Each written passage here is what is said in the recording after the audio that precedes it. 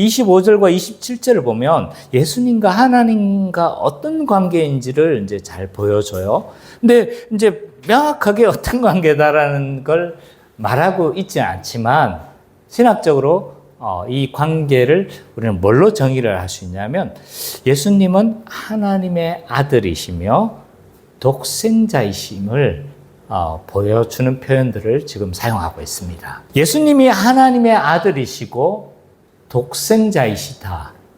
거의 같은 표현입니다.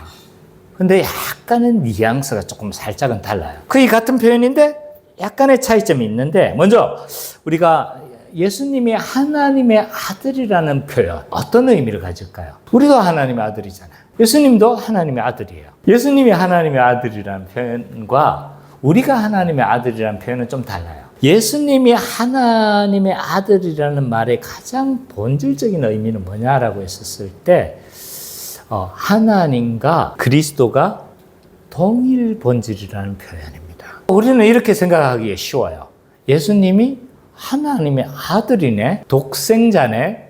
그러니까 뭐 했다고 생각하는 거예요? 예수님이 하나님으로부터 나왔고 출생했다라는 개념으로 생각하기가 쉬운 거예요. 맞죠? 출생했고 그러니까 이름도 성부, 성자니까 하나님은 좀 더 높고 예수님은 좀 이게 좀 낮은 것 같은데 이런 생각을 하기가 쉬워요. 그래서 이 하나님의 아들이라는 표현을요 우리는 존재론적인 묘사라고 보면 안 돼요.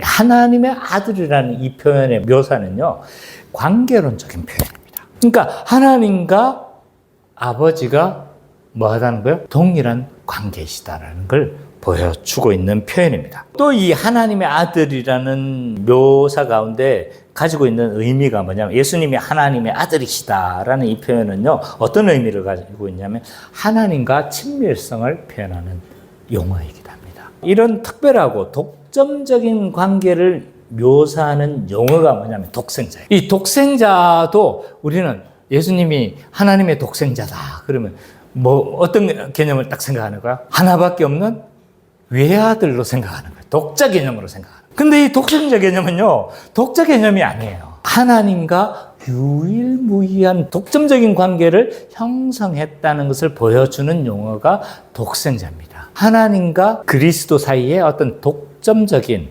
유일무이한 관계를 형성한 것을 표현할 때 독생자다라고 표현합니다.